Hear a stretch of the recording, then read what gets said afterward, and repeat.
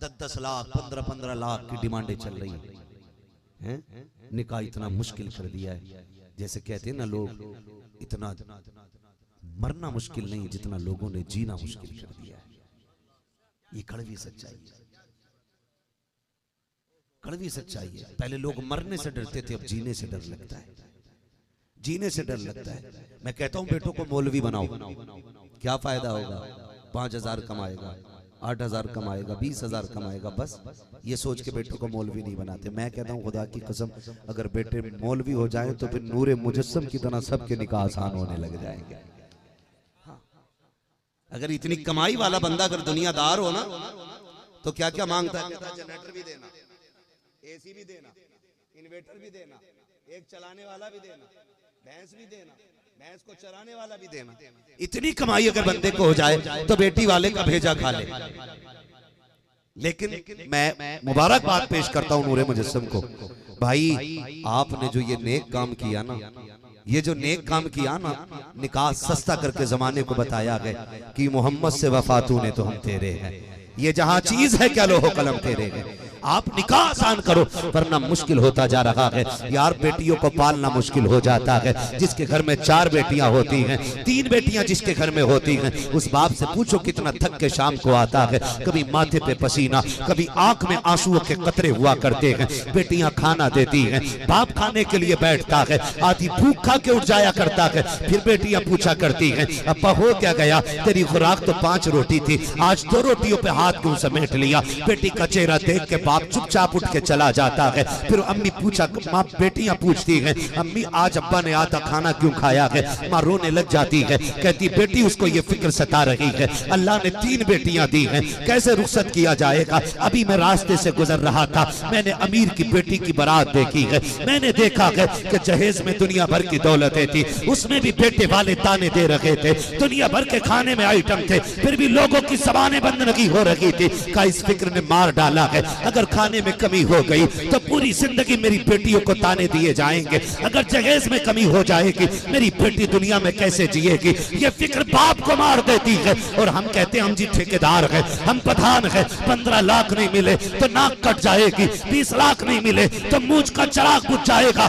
आग लगे ऐसी नाक और ऐसी मूंछ को जो गरीबों का जीना हराम कर रही है। ओ खुदा की कसम, ला बेटियां उठा करके, किसकी बेटी नबी की बेटी से बड़ी है, ला उठा करके, किसके घर में अली जैसा दामाद आया हो, फिर बता मुझे किसने क्या दिया है और किसने क्या लिया है। अली ने बता दिया था, जिसको नेक बीवी मिल जाए उसे सब कुछ मिल जाता है। और नबी ने कह दिया था, जिसको अली जैसा दामाद मिल जाए उसे सब कुछ मिल जाता है।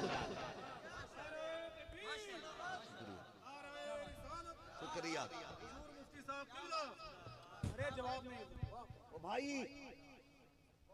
नशे चढ़ गए, नशे, बेटियां बूढ़ी हो गई बाप के दरवाजे पे बैठे बैठे, हमारी कौम की आंखें नहीं खुल रही हैं।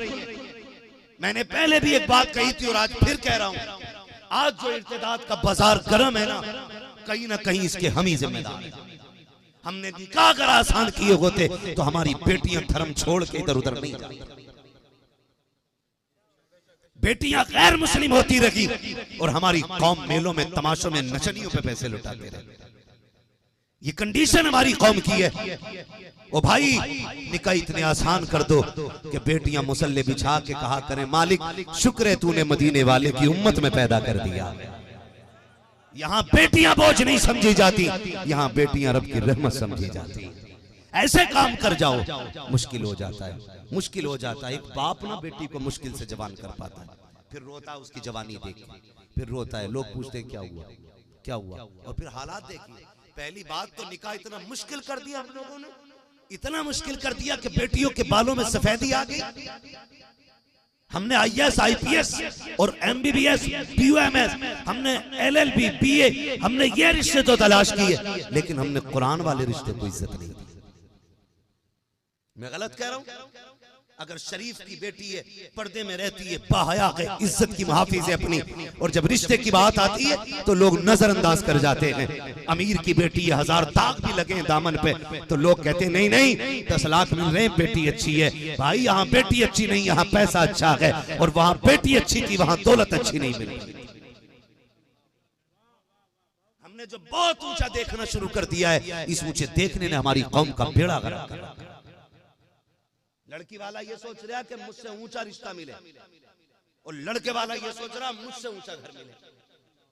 इस ऊंचे ऊंचे ने तबाह करके रख दिया। मैं कहता हूं खाली बराबरी के रिश्ते देख लिया करो, खुदा की कसम बिन झगड़े और तलाके नहीं होंगे, फिर तुम्हारे घर में खुदा की रहमतों के फूल खिलने लग जाएंगे। बताओ, अगर बेटी अमीर होगी तो दामाद को कुत्ता बना के रखेगी, और अगर दामाद अमीर होगा तो तेरी बेटी को कुत्ता बना के रखेगा। मैं सबकी बात नहीं कर रहा, इल्ला माशाअल्लाह कोई एक ढंग का निकल सकता है, वरना पूरी जिंदगी बच्ची को ताने मिलते हैं। तेरे बाप ने दिया क्या? तेरी माँ ने क्या दिया? क्या मिला है तेरे बाप के घर से? ये ताने बच्चियों को मार देते, बच्चियों को मार देते। कुछ भी ना लाई हो गरीब की बेटी, कभी दो जुमले मत बोल लो। तेरे बाप ने क्या दिया है? यह हराम का थोड़ी है, कभी ये मत कहना। जब इस तरह के ताने ससुराल में मिलते, बेटियां टूट जाया करती हैं, टूट जाया करती हैं। हम कहते हैं हमारा मुआशरे में बड़े दुख है, बहुत परेशानी हमारे मुआशरे में, चैन नहीं मिल रहा हमारे मुआशरे में। ओ भाई, दिल के पपोले जल उठे सीने के दाग से, इस घर को आग लग गई घर के चराग से। अगर आप किसी के दिल को दुखाओगे तो सुकून आपको भी नहीं मिलना। आप 10 लाख के बेड पे भी नहीं सो पाओगे चैन से, अगर आपने किसी का दिल दुखा रखा है। क्या यह हर घर की कहानी नहीं? अपनी बेटी से अगर 10,000 का भी नुकसान हो जाए तो अम्मा कहती है पराए घर जाएगी तो कैसे काम करेगी, लेकिन अगर बहू से 5 रुपए का कप टूट जाए ना, तो फिर कयामत आ जाती है। फिर कयामत आती है कि हराम का है, तेरे बाप ने दिया था, ऐसे ही तोड़ दिया तूने। तेरे बाप की औकात क्या थी? उसने तो वादा किया था कि हम तुम्हें 50 जोड़े देंगे, तेरे बाप ने 20 जोड़े देके डाल दिया। उसने 10 जोड़े सेट कपड़ों के बताए थे, 10 सेट उसने बर्तनों के बताए थे, 4 बर्तन लेके आई थी, उसमें भी तोड़ फोड़ शुरू कर दी है। जब इस तरह के ताने बेटियों को मिला करते हैं तो बेटियां रात को बिस्तर पे जब लेटा करती हैं, शाम को शोहर आता है, उसके पैरों में बैठ के कहती है मेरे सरताज तुम चाहो तो जूतियों से मार लो, जिस चाहो जैसे चाहो सजा दे लो, लेकिन अपने घर वालों से कह दो मेरे बाप की गुर्बत का ताना न दिया करें, उसकी दौलत का ताना न दिया करें। इन्हें क्या पता है कितने लोगों के धक्के खा के उसने 4 बर्तन कमाए थे, ये क्या जाने कितने लोगों की गालियां सुनी थी, तब जाकर के 4 कपड़े खरीद के लाया था मेरा बाप। कई लोगों के उसने ताने सुनिए थे, और रातों को देर से आता था, उसने पैर की जूतियां नहीं खरीदी, बदन के कपड़े नहीं खरीदे, सर का ताज नहीं खरीदा, फटी टोपी पहनता रहा, टूटे चप्पलों को सिलवा के पहनता रहा, फटे कपड़ों में जिंदगी गुजार दी ताकि बेटी को इज्जत से रुखसत कर सके। तुम्हें क्या पता है कितने दिन उसने दुख में काटे हैं, तब जाके तेरी बारात को सुख का निवाला खिलाया था। मेरे बाप को ताना न देना, जितना चाहो मार लो। जब बेटियां तड़पा करती हैं तो याद रखना प्यारे, कोई देखे न देखे खुदा देख रहा है, खुदा देखता है। और जब बेटियां रोती हैं तुझे इसकी खबर हो न हो, मदीने वाले को पहले हो जाया करती है। आवाज आती है मदीने से, खंजर चले किसी पे, तड़पते हैं हम अमीर, सारे जहां का दर्द हमारे जिगर में।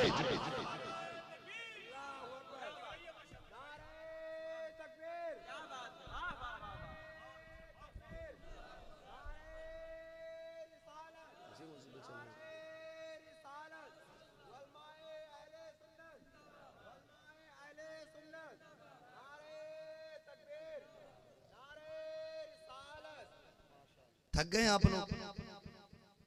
सलाम पढ़ लिया? अगर नहीं थके तो जरा कह दें या रसूल अल्लाह, और जोर से कह दें या रसूल अल्लाह। अल्लाह सलामत रखे। यकीनन ये साहिब मज़ार का खुला फैज है कि इतनी गर्मी में भी महफिल जमा रखी है।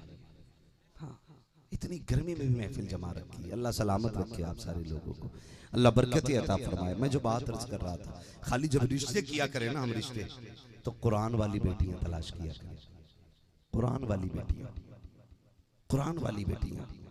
जब कुरान वाली घर में बहू आएगी ना, तो उसके कदम के साथ रब का करम घर में आएगा, करम घर में आएगा। आज ना जब कुरान नहीं है तो घर में बरकतें नहीं है।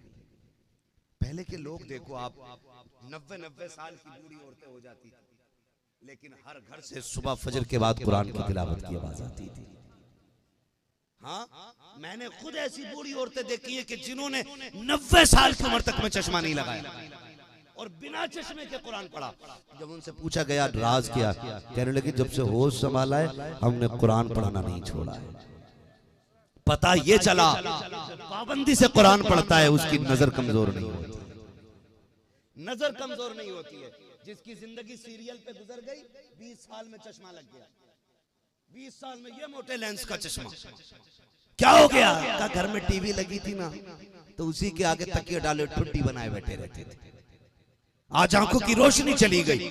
मैं कहता हूं आंखें कमजोर हो रही हो तो ममीरा बाद में लगाया करो, कुरान पहले पढ़ लिया करो। ममीरा लगाने से वो आंख में रोशनी नहीं आएगी जो कुरान की तिलावत से आंख में रोशनी आ जाती है। आदत बनाए। तो पहले की औरतें कुरान पढ़ती थी, लेकिन अब कुरान आता है, आता है।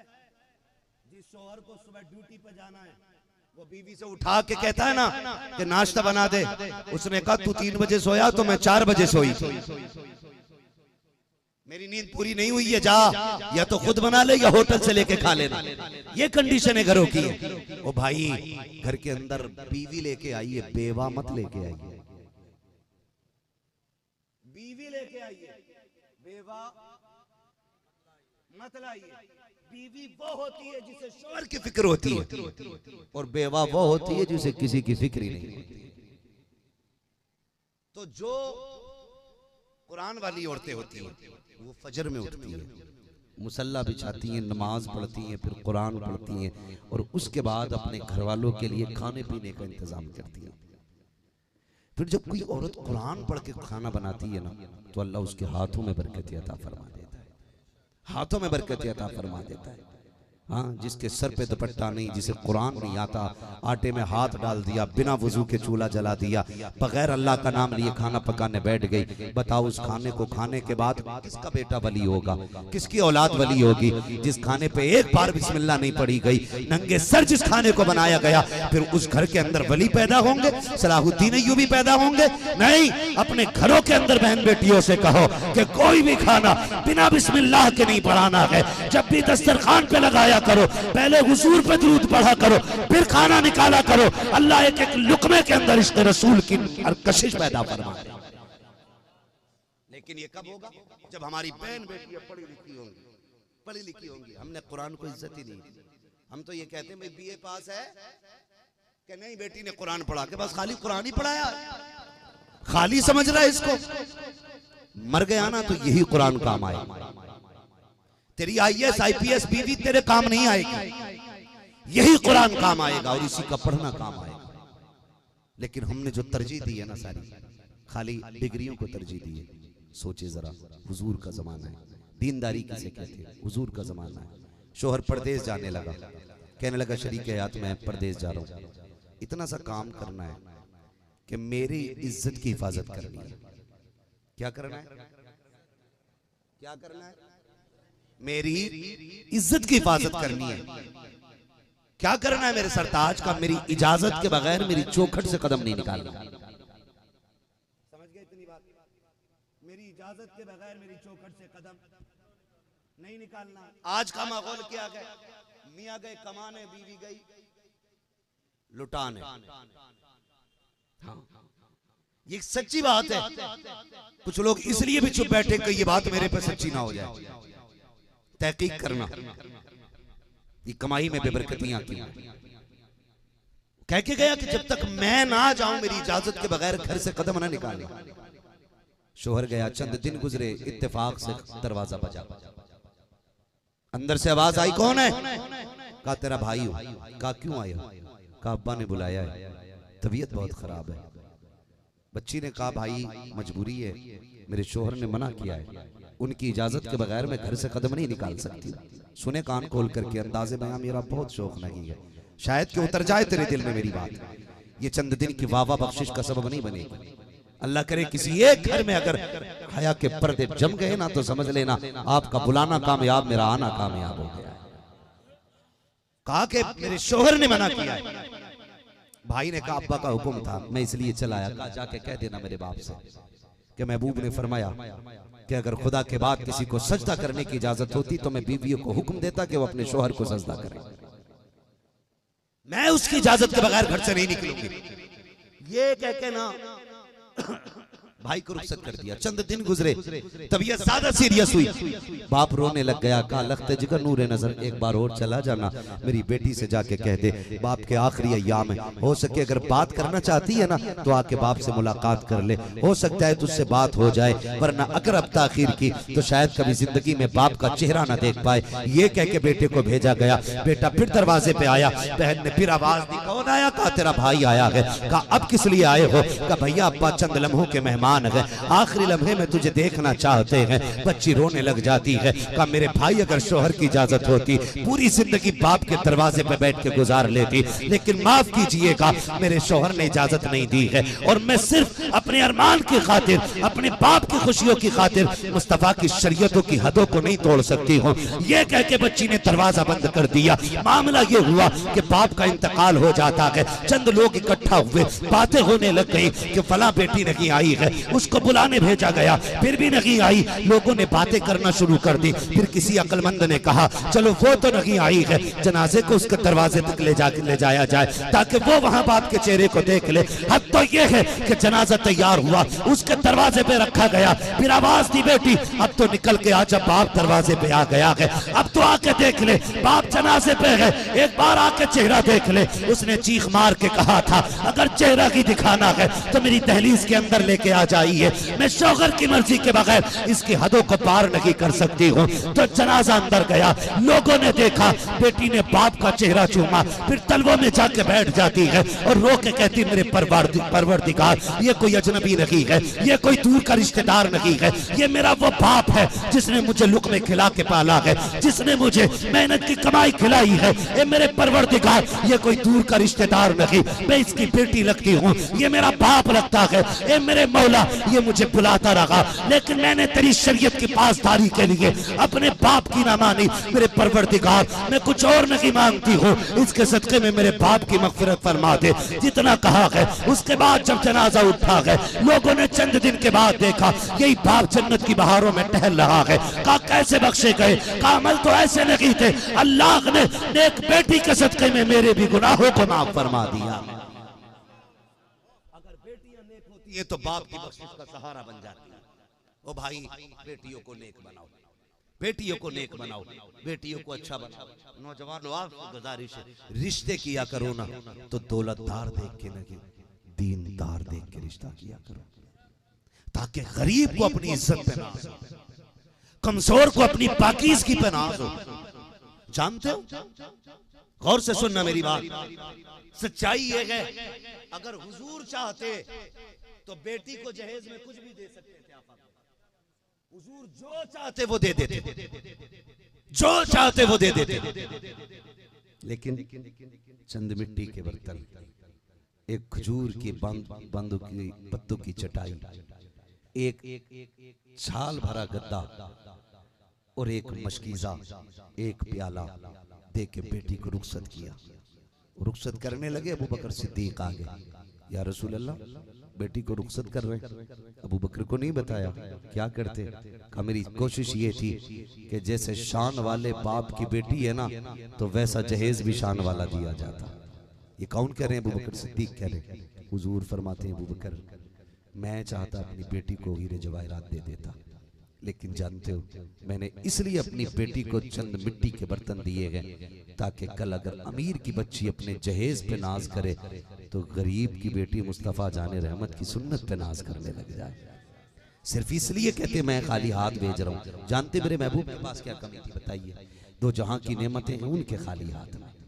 भाई कायनात के खजानों की चाबियां नबी को दी गई, लेकिन महबूब अपनी जूता सिल रहे हैं खुद बैठ करके, जूता सिल रहे खुद बैठ करके। उम्मुल मोमिनीन आयशा सिद्दीका कहती है या रसूल अल्लाह अपना जूता खुद सिल रहे? मुस्कुरा के कहते हैं हाँ आका मुझे दे। फरमाया आयशा मैंने हुकूमत करके दुनिया को दिखाई है, बादशाहत करके दुनिया को दिखाई। और कल जब बादशाहत की कुर्सी में मेरा उम्मती बैठे और वो ये कहे कि मैं कुर्सी पे बैठ के हुजूर की सुन्नत अदा कर रहा हूँ तो मैं गरीब को इतनी इज्जत दे रहा हूँ कि अगर किसी मोड़ पे कोई मोची मेरी उम्मत का सुन्नी मुसलमान किसी कोने में बैठ के जूती सिल रहा हो तो जहां बादशाह ये कहे कि मैं हुजूर की सुन्नत अदा कर रहा हूँ वहां मोची भी ये कह सके मैं भी हुजूर की सुन्नत अदा कर रहा हूँ। सुन्नत अदा कर रहा हूं।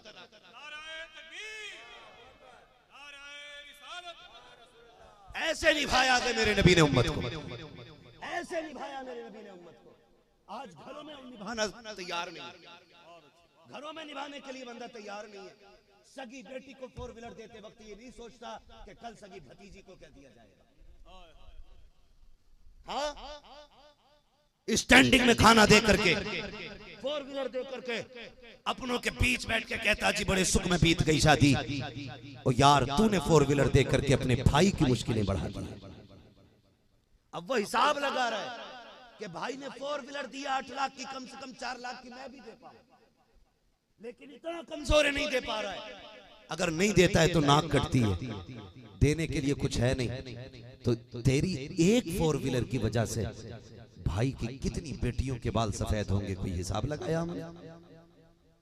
वो कहा था ना, शहादत कहे उल्फत में कदम रखना के लोग आसान समझते हैं मुसलमान होना। वो भाई खाली टोपी लगा लेना इस्लाम है, खाली कुर्ता पजामा पहन करके ईद का सलाम कर लेना इस्लाम है? नहीं, हर दिल को टूटने से बचाना ये इस्लाम है, हर दुखी को सुख देना ये इस्लाम है, हर टूटे दिल का सहारा बन जाना ये इस्लाम है, किसी को दुख न देना ये इस्लाम है। इन आदतों को अपनाइए।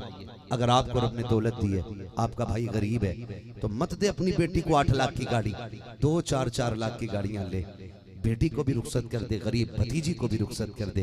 खुदा की कसम काबे वाला भी राजी हो जाएगा, मदीने वाला भी राजी हो जाएगा।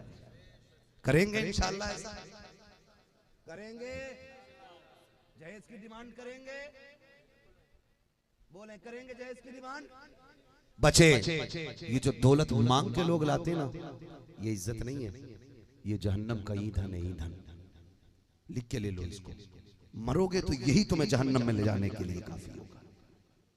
डिमांड नहीं करनी, मांगना नहीं है, क्योंकि हर बाप अपनी बेटी को अपनी औकात से ज्यादा खुद ही देता है, खुद ही देता है, क्योंकि बेटी खुद उसके जिगर का टुकड़ा होता है, खुद उसके जिगर का टुकड़ा होता है, इसलिए हर बाप बेटी को खूब देता है।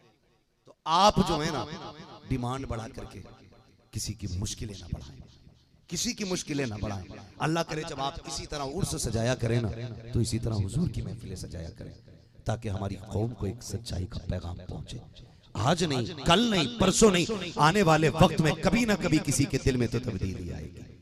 कोई तो हुजूर की गुलामी का हक अदा करेगा, कोई तो ऐसा नौजवान होगा जो बिना डिमांड के सस्ती शादी करके गुंबदे खजरा की तरफ मुंह करके कहेगा या रसूल अल्लाह, मैंने एक बेटी का निकाह आसान करके गुलामी का हक अदा कर दिया। कम से कम इतना तो होगा ना कोई। इसलिए ये महफिलें सजाई जाती है ताकि कोई बात किसी के दिल से लगे और हमारा मुआशरा बेहतर होता चला जाए, हमारी सोसाइटी बेहतर होती चली जाए। कई बार ना नौजवान उर्स के मौके पे कव्वालियां करते, तमाशे करते, और फिर उसके नतीजे में कोई फायदा नहीं निकलता है। रात भर कूदे फांदे, कुछ नहीं निकला। अल्लाह तौफीक देना। तो जो नाजायज जगह लोग खर्च करते, उसी पैसे से किसी कपड़े को लेकर के आना, 1 जोड़ी 2 जोड़ी 10 जोड़ी कपड़े लाना, और फिर अपनी बस्ती में गरीब तलाश करना। कितनी ऐसी बच्चियां हैं जिन्होंने साल भर से कपड़े नहीं बनाए हैं, कितने ऐसे गरीब बाप हैं जो 2-4 साल से टूटी हुई जूतियां पहन लगे गए। लोगों की टोपियां देखना, किसकी फट गई हैं, पैबंद लगे हैं, किसके कपड़े सिलाई से उतरे हुए हैं, वो जोड़ा उठा के उन गरीबों में दे देना। खुदा की कसम, मज़ार वाले की तरफ से अगर दोगे, मज़ार वाला भी राजी हो जाएगा, मदीने वाला भी राजी हो जाएगा। लेकिन हम इन असल चीज़ों पे ध्यान नहीं करते, इन ओरिजिनल चीज़ों पे हमारा ध्यान नहीं है। हम तो ज़्यादातर लकीर के फ़कीर हैं, कूट पिटाई में ज़्यादातर लगे रहते, जिसमें वाह ज़्यादा होती है वो काम ज़्यादा करते नहीं। फरमाएगा या अय्युहल्लज़ीना आमनुत्तक़ुल्लाह व कूनू मअस्सादिक़ीन, ऐ ईमान वालों अल्लाह से डरो और सच्चों के साथ हो जाओ। डरो, डरने का मतलब क्या? जिन चीजों से अल्लाह ने रुकने का हुक्म दिया उनसे रुक जाओ, और जो करने का हुक्म दिया फिर वो करो। जब आप ऐसा करेंगे तो फिर अल्लाह आपको तक़वे का नूर अता फरमाएगा, और जब आप नेकी वाले हो जाएंगे ना, फिर फरमाया वकूनू मअस्सादिक़ीन, अब सच्चों के साथ हो जाओ, अब सच्चों के साथ हो जाओ। क्या मिलेगा? कि तुम सच्चों के साथ हो जाओ, मैं शैतान को तुम्हारे करीब भटकने भी नहीं दूंगा, शैतान तुम्हारे करीब नहीं आएगा। वरना कई बार नेकियां करके ख्याल आ जाता मैंने इतना बड़ा नेक काम किया है, मैंने इतना बड़ा नेक काम किया है, और नतीजतन सारी नेकियां खत्म हो जाया करती है। कोई फायदा फिर उस नेकी का हमें नहीं मिला करता है। आप अल्लाह वालों के साथ हो जाओ। अल्लाह वालों की चौखट से कुछ बदमज़हब लोग कहते हैं कि वलियों से क्या मिलता है, हम तो फिर भी इंसान हैं। आप पढ़े हो साहब काफ का वाकया, कुत्ता उनके दरवाजे पे 300 साल बैठा रहा। 300 साल तो कुत्ता उनके दरवाजे पे बैठा रहा। फिर 300 साल के बाद अल्लाह ने उसको भी उनके साथ उठाया। यहाँ तक कि कुरान में जहाँ असहाबे कहफ का तज़किरा है, वहीं पे कुत्ते का भी तज़किरा किया गया है। हैरत की बात है, वो कुत्ता हो के उसका जिक्र कुरान में आ गया। बताओ, अगर कुत्ता वलियों के साथ बैठे तो नाम कुरान में आ जाता है, अगर उम्मती हो के वलियों के साथ बैठे तो नाम जन्नत में नहीं आ सकता। इसलिए वलियों से मोहब्बत करें, इंशाअल्लाह अज़ीज़ हम गुनाहगारों का नाम भी जन्नत में आएगा, वलियों के साथ आएगा। इसलिए वलियों के साथ रहने का हुक्म दिया गया है, उनसे मोहब्बत करने का हुक्म दिया गया है, उनसे प्यार करने का हुक्म दिया गया है। हम अहले सुन्नत हैं, बरेलवी लोग हैं, हमारा शिआर यह है कि हम वलियों से प्यार करते हैं। हमारी पहचान यह है कि हम वलियों से प्यार करते हैं। इसी पहचान को जिंदा रखिएगा और अपने मुआशरे में इश्क़ रसूल और मुस्तफ़ा का पैगाम आम करने की कोशिश कीजिएगा। एक नौजवान भी बदला ना इंशाअल्लाह, फिर देखना खुदा की कसम वो एक महफिल की बख्शिश की ज़मानत बन जाएगा। अल्लाह हमारी नस्लों को मुस्तफ़ा के बताए हुए तरीक़े पर अमल करने की तौफ़ीक़ अता फरमाए और हमारी कौम को इसी तरह दीन की खिदमत करने की तौफ़ीक़ अता फरमाए। बिलखुसूस ये जो अरकान कमेटी है, अल्लाह एक एक फ़र्द को दिन दुनी रात चौगनी तरक्कियाँ फरमाए। खुदा करे ठीक है 30 मिनट बोलेंगे, कोई बंदा उठेगा नहीं, ये ध्यान रखिएगा। कोई मसला नहीं है, मैं 30 मिनट बोल लेता हूँ। नहीं कोई मसला नहीं है, मैं 30 मिनट बोल लेता हूँ। हाँ, अल्लाह आप लोगों को सलामत रखे। कमेटी वालों की फरमाइश है कि थोड़ा सा और आगे बढ़ लिया जाए। आपको तो बोझ नहीं लग रहा? नहीं नहीं, जो जहां बैठा वहीं रहे, जो जहां बैठा वहीं रहे। उठ के आने में मसला गड़बड़ हो जाता है कभी कभी। खैरियत है आप लोग? चले आगे, चले जरा कह दें या रसूल अल्लाह और जोर से। अल्लाह आपको सलामत रखे। तो अगर एक नौजवान भी बदलता है ना, फिर इंशाअल्लाह कौम बदलेगी, सोसाइटी बदलेगी, पूरा मुआशरा बदलेगा। अगर हमारी कौम एक अंगलाई ले लेना, मैं तो सही बात ये कहता हूँ कि चंद नौजवान अगर खड़े हो जाते हैं तो फिर पूरे मोहल्ले की ज़हनियत बदल जाया करती है। नहीं होता? अगर 5 बंदे वक्त से मस्जिद में निकलने लगे और वो आवाज देते तो घर के घर खाली हो जाते। कोई ये नहीं कहता पप्पू का बेटा है, कोई ये नहीं कहता गुड्डू का बेटा, कोई ये नहीं कहता फला का बेटा, फिर कहता यार गैरत कर, अगर फला जा रहा है तो फिर तुझे भी मस्जिद में जाना चाहिए, अगर वो जा रहा है तो फिर तुझे भी आगे बढ़ना चाहिए। तो मैं ये अर्ज कर रहा हूँ, एक नौजवान बदलता है तो फिर सोसाइटी बदलने लग जाती है, पूरा माशरा बदलने लग जाता है। आप हालात पे गौर करें, हमारे हालात कितने बदलते जा रहे हैं। आज ना बाप बेटे का दुश्मन हो गया, बेटा बाप का दुश्मन हो गया, भाई भाई की सुनने तैयार नहीं है, माँ बेटी की सुनने तैयार नहीं, बेटी माँ की सुनने तैयार नहीं है, एक दूसरे के दुश्मन बनते चले जा रहे हैं। वजह क्या है? वजह सिर्फ इतनी है कि हमने दीन से दूरी इख्तियार कर ली, हमने दीन से दूरी इख्तियार कर ली है। ये सबसे बड़ी वजह है हमारे घरों की तबाही और बर्बादी की, ये सबसे बड़ी वजह है हमारे मुआशरे में आग लगने की।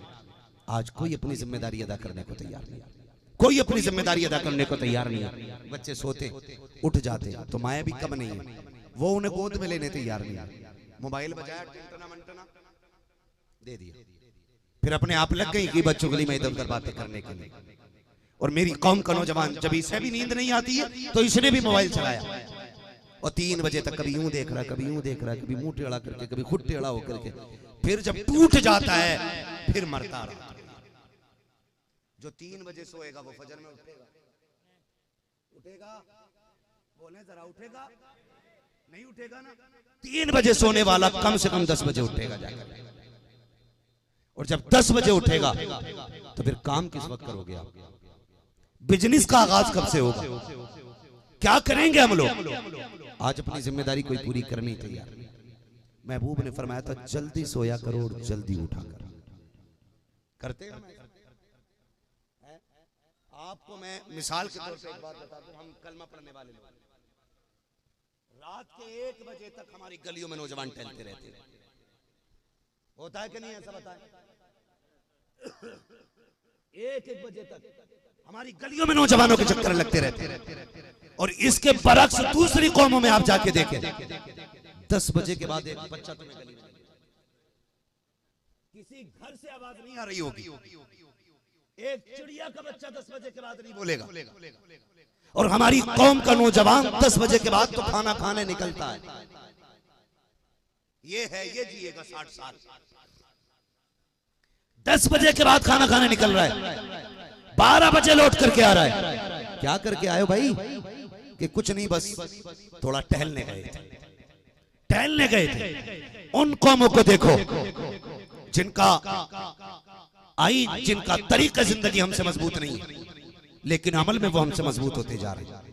उनके बच्चे जल्दी सो जाते हैं और जल्दी उठ जाते हैं, और तुम्हारे बच्चे 1 बजे सोते हैं, 2 बजे सोते हैं, 11 बजे उठ रहे हैं, 10 बजे उठ रहे हैं। और जो बिजनेसमैन है उनका भी नुकसान है, जो स्कूल वाले हैं उनका भी नुकसान है। अच्छे स्कूलों की तालीम जल्दी शुरू हो जाती है, घटिया स्कूलों की तालीम 10 बजे आगाज होता है। हमारे बच्चे रात को देर से सोने की वजह से, सुबह को देर से उठने की वजह से 2 कौड़ी के स्कूलों में एडमिशन कराते हैं, ताकि कल जब हमारा दिन निकले तो हम टाइम से स्कूल जा सके। वहां खिचड़ी खा के, भदड़ी खा के लौट आते हैं, फिर ये कहते कौम आगे नहीं बढ़ रही है। याद रखिए, जाहिलों के मुकद्दर में कभी तरक्की नहीं होती है।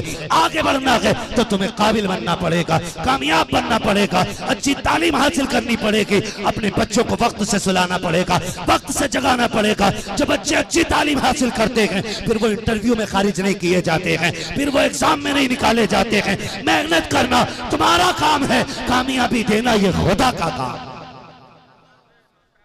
क्यों नहीं पढ़ना चाहते? और हम अपनी नाकामियों का जिम्मेदार जो है ना, वो गवर्नमेंट को ठहराते हैं। ये सबसे बड़ा झूठ और सबसे बड़ा इल्जाम है। ये निकम्मे लोग हैं जो ये कहते हैं हम मुसलमान थे इसलिए निकाल दिए। ये सबसे बड़ा इल्जाम है। मैं तो खुल के कहता हूं, मैं कहता हूं तुम किसी मर्ज का इलाज बन जाओ, मरीज खुद ब खुद तुम्हारे दरवाजे तक आएगा। अरे तुम 2 कौड़ी के खुद कुछ ना बन सके, इल्जाम दूसरों को देते हो। अब्दुल करीम नाम देखा तो निकाल दिया, अब्दुल रहीम देखा तो निकाल दिया। मैं कहता हूं यार, तुम खाली नाम की बात कर रहे हो, कई मौलवी IAS बन के IAS की कुर्सी पे बैठे हुए हैं, पूरी दाढ़ियां उनके पास है, चेहरे सुन्नत वाले, और IAS IPS की कुर्सी पे हैं। उन्हें देख के सबक हासिल करो कि कुर्सियां दलालों के लिए नहीं है, कुर्सियां मेहनती लालों के लिए। आप मेहनत करें। हैं? पढ़ता पढ़ाता कुछ नहीं है, रात भर PUBG खेलेगा, 4 बजे तक मोबाइल चलाएगा, सुबह को बाबा से कह रहा दम कर दो, तो जिसने पूरी रात दम किया वो क्या दम करेगा? है ना भाई? ये बताइए, जिसकी खुद रात भर की नहीं उतरी भांग, वो तेरे बेटे को क्या फायदा पहुंचाएगा? बताओ। अगर खाली दम दुरूद से सब IAS IPS बन जाते ना, तो सबसे आगे मौलवियों के बेटे IAS होते, क्योंकि वो रोज कलम पढ़ के दिया करते। मेहनत भी कोई चीज होती है, मेहनत जब तक मेहनत नहीं करेंगे हम कुछ नहीं बन सकते। इसलिए मेहनत जरूरी है, मेहनत करें, तालीम पे मेहनत करें। मैं तो इस कमेटी से कहूंगा, ये कमेटी सिर्फ आज के उर्स की कमेटी नहीं होनी चाहिए। है ना कमेटी वाले सारे बैठे? हाथ उठा के बताएं कितने लोग कमेटी वाले यहाँ बैठे हैं? है ना भाई? आप भी कमेटी में? ठीक है, सारे कमेटी वाले। आपसे एक बात और कह के जाओ, एक काम करना, खाली ये कमेटी उर्स की कमेटी नहीं रहनी चाहिए, ये कमेटी हुजूर की उम्मत की कमेटी बननी चाहिए, उम्मत की कमेटी बननी चाहिए। एक उर्स कराने के लिए आपने मेहनत की है ना? मेहनत अपना घर से तो नहीं लगाया होगा, सारा मेहनत की है, कोशिश की होगी, भागदौड़ की होगी, तब जाके एक रात का जलसा सजाया है। मैं कहता हूं चंद मेहनत और कीजिए, साल में 2-3 मरतबा ऐसी मेहनत और कीजिए।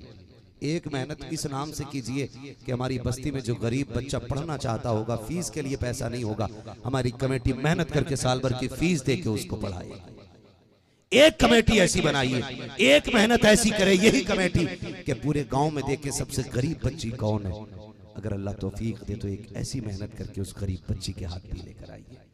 सिर्फ ये जलसे की और उर्स की कमेटी नहीं, ये हुजूर की उम्मत की कमेटी बननी चाहिए, हुजूर की उम्मत की कमेटी बननी चाहिए, ताकि जब ये नेक काम करके दुनिया से आप जाए ना, तो फिर ये कहते हुए जाएं, लहद में इश्क़ रुखे शह का दाग लेके चले, अंधेरी रात सुनी थी चराग लेके चले, तेरे गुलामों का नक्शे कदम है रागे खुदा, वो क्या भटक सके जो ये सुराग लेके चले। ऐसी जिंदगी गुजारे। तकबीर, नारे तकबीर, नारे रिसालत, नारे रिसालत।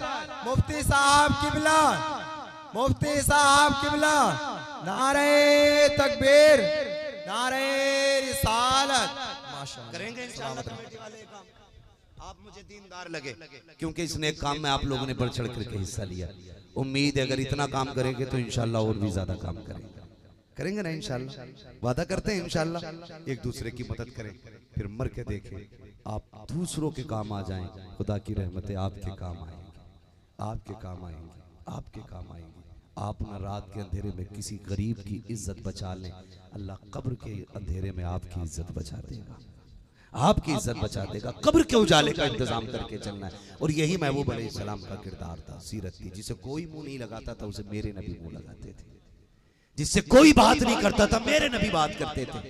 खातून आ गई ना, लोग उसे कहते थे कि ये मेंटल है, दिमाग से इसका हटा हुआ है। लेकिन उसने हुजूर को इशारा किया, सहाबा के साथ बैठे, हुजूर उठ के धूम में चले गए।